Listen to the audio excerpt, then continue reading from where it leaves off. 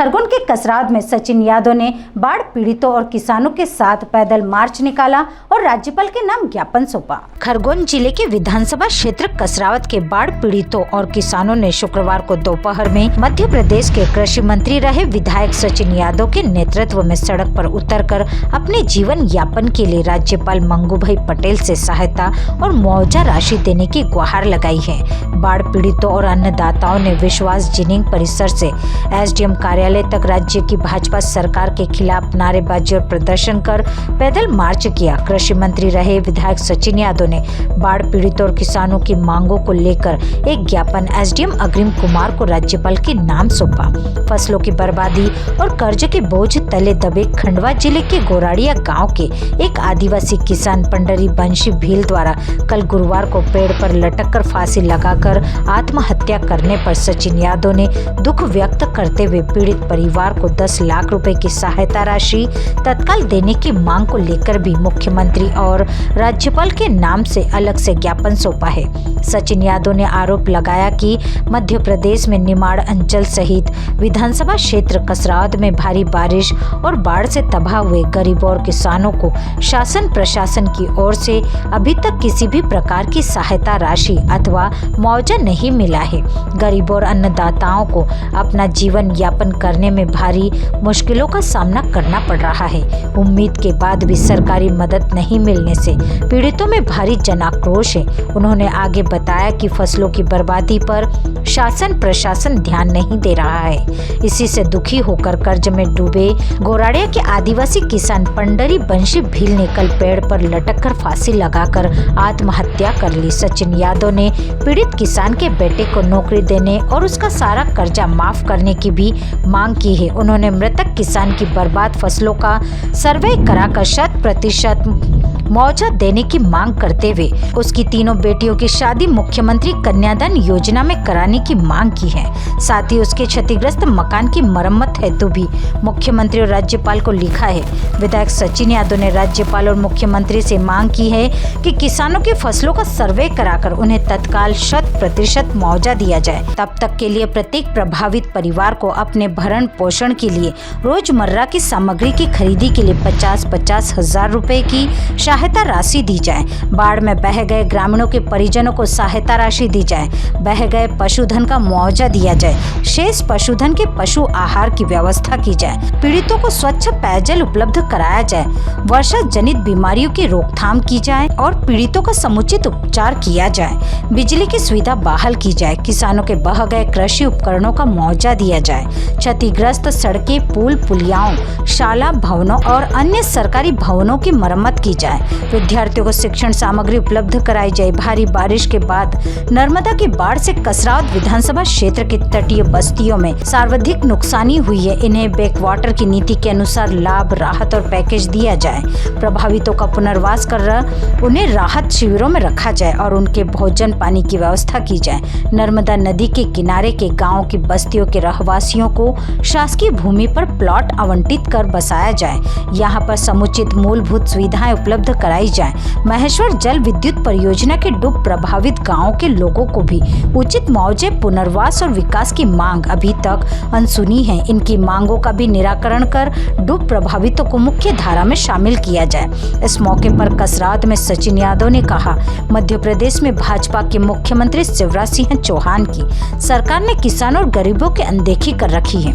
पीड़ितों की समस्या और मांगों का निराकरण नहीं होने से जन आक्रोश बढ़ता जा रहा है। यादव ने चेतावनी देते हुए कहा कि यदि सरकार ने प्रभावितों और किसानों की मांगों का 10 दिनों में निराकरण नहीं किया तो कांग्रेस 2 अक्टूबर को कसरावद में रैली, प्रदर्शन, धरना, घेराव और जंगी आंदोलन करेगी। इस अवसर पर प्रदर्शनकारी बाढ़ प्रभावितों और किसानों के साथ कसरावद के ब्लॉक कांग्रेस अध्यक्ष परसराम यादव, नगर परिषद अध्यक्ष विमल राजेंद्र सिंह यादव, उपाध्यक्ष रचना पप्पू सोनी, जनपद पंचायत अध्यक्ष सारिका राजेश बागदरे, उपाध्यक्ष उमा लक्ष्मण पटेल सहित कांग्रेस पदाधिकारी और कार्यकर्ता मौजूद थे।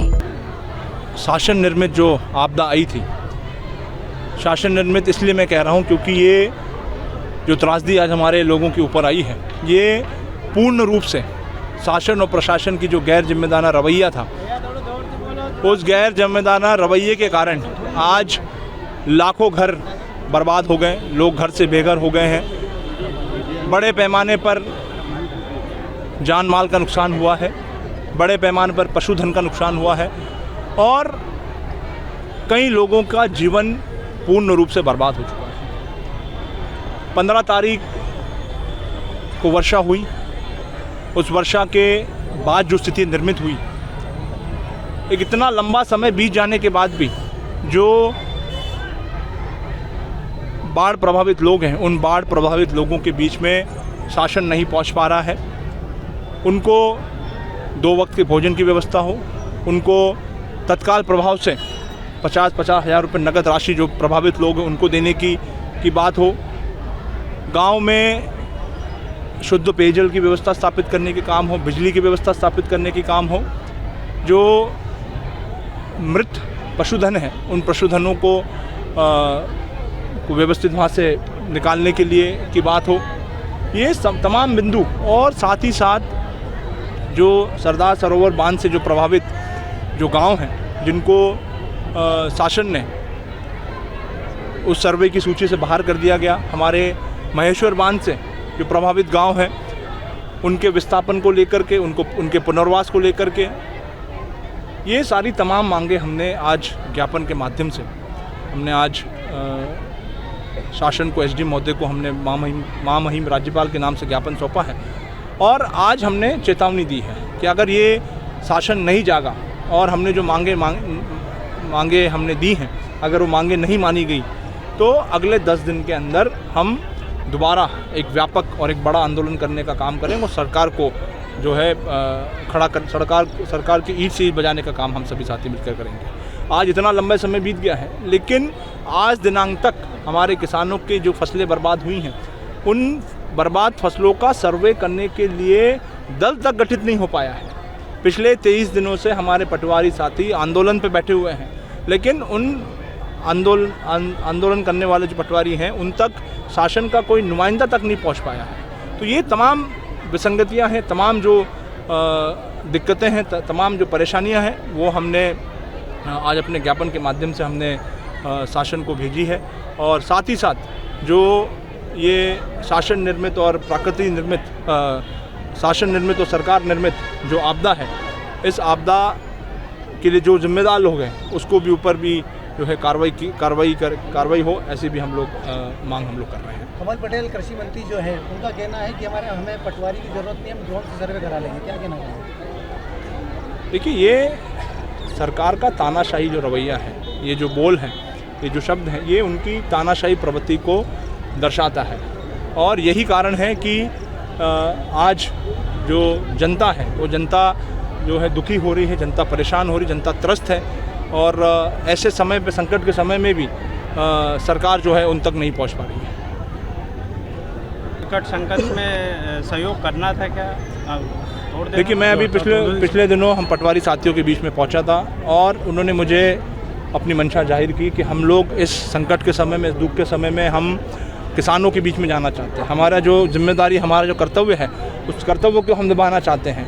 लेकिन ये सरकार, जैसे मैंने पहले भी कहा, 23 दिन हो गए, ऐसा नहीं कि अभी ये आपदा ही है तभी वो लोग धरने पे बैठे हैं। उनकी आंदोलन कई समय से चल रहा है और सिर्फ अभी से नहीं, पिछले 18 सालों से अपनी मांगों को लेकर के सिर्फ पटवारी नहीं, मध्य प्रदेश के तमाम जो हमारे विभाग के कर्मचारी अधिकारी हैं, वो तमाम लोग 18 साल से अपनी मांगों को लेकर के आंदोलन कर रहे हैं, धरना प्रदर्शन कर रहे हैं, लेकिन ये निकम्मी सरकार जो है उनकी भी आवाज़ नहीं सुनना पसंद कर रही है। ये बाढ़ आपदा आई है, इसका क्या कारण रहा है?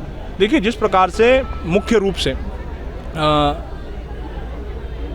जिस प्रकार से हमारे सरदार सरोवर बांध के गेट बंद करने का काम हुआ और ऊपर से ओंकारेश्वर बांध के जो गेट हैं वो बिना किसी सूचना के, बिना किसी चेतावनी के, जो सारे गेट, वो भी सिर्फ एक कार्यक्रम को आयोजित करने के लिए लगभग 7-8 दिन तक जो है बांध का पानी रोका गया और ऊपर से बरगी बांध से और ऊपर जितने भी बांध हैं उन बांधों से लगातार पानी छोड़ा जा रहा था। लेकिन यहाँ पर सिर्फ व्यक्ति विशेष को खुश करने के लिए एक जो वहाँ पर जो स्थानीय जो लोग बता रहे हैं, वहाँ के ओंकारेश्वर के जो हमारे स्थानीय जो साथी बता रहे हैं, वहाँ पर एक पुलिया जो है, अस्थायी पुलिया का निर्माण किया गया था। उस अस्थायी पुलिया से जो है गुजर करके कार्यक्रम स्थल तक पहुंचना था और वो पुलिया बह ना जाए, इसीलिए लगभग 7-8 दिन तक जो है वहाँ पर नर्मदा जी का पानी रोका गया। और फिर जब चीज़ें उनके कंट्रोल से बाहर हो गई तो सभी ओंकारेश्वर बांध के सभी गेटों को खोला गया और उसी के कारण ये जो त्रासदी हुई है, ये त्रासदी उसी का परिणाम है। क्या सरदार सरोवर का पानी जो रोका गया था, क्या प्रधानमंत्री के जन्मदिन मनाने के लिए रोका गया था? निश्चित रूप से ये सारी जो कवायद हुई है, सरदार सरोवर के जो गेट बंद किए हैं, सरदार सरोवर में जो पानी रोका गया, वो कहीं ना कहीं देश के जो मुखिया हैं, देश के जो प्रधानमंत्री हैं, उस प्रधानमंत्री जी के जन्मदिन को मनाने के लिए ये सारी कवायद हुई थी। क्या एक तरफ प्रदेश के मुखिया लाडली बहना योजना लेकर के आए हैं और कांग्रेस भी नारी सम्मान योजना लेकर के आई है, और इस आपदा के अंदर कई नारियाँ और कई लाडली बहनें घर से बेघर हो गई है और शिवराज भैया आज तक इनकी कोई खबर नहीं लेने आए? देखिए, सबसे पहले मैं धन्यवाद देना चाहूँगा आदरणीय कमलनाथ जी को, जिन्होंने हमारी जो मातृशक्ति है, उस मातृशक्ति के लिए नारी सम्मान योजना उन्होंने लागू करने का काम किया था, जिसके तहत 1500 रुपये प्रति माह हमारी बहनों को और 500 रुपये में गैस सिलेंडर देने की योजना उन्होंने बनाई थी और सरकार बनने के बाद हम उस योजना को लागू करने जा रहे थे। हमारी इस योजना को देखते हुए पिछले 18 सालों तक इनको हमारी बहनों की याद नहीं आई, लेकिन जब हमने ये योजना लागू हम लोग करने जा रहे थे, हमने हमने शुरुआत करी, तो इन्होंने इस लाडली लक्ष्मी योजना, लाडली बहना योजना को उन्हें चालू करने की कवायद शुरू करी। लेकिन कहीं ना कहीं ये सिर्फ एक चुनावी योजना है। इससे हमारी जो माता बहनें हैं, वो माता बहनें भी जो है इन चीज़ों को समझ रही है कि 18 साल तक तो मामा को बहनों की याद नहीं आई, लेकिन अब जब चुनाव सामने है तो उनको बहनों की याद भी आ रही है। क्या इन मांगों को कभी पूरा नहीं किया जाता है बाढ़ पीड़ित लोगों की? आगे क्या धरना आंदोलन किया जाएगा क्या? निश्चित रूप से आज हमने चेतावनी दी है और 10 दिन के अंदर अगर मांगे मानी नहीं गई है तो एक बड़ा आंदोलन जो है किया जाएगा। कसरावत से जाहिद अजमेरी की रिपोर्ट।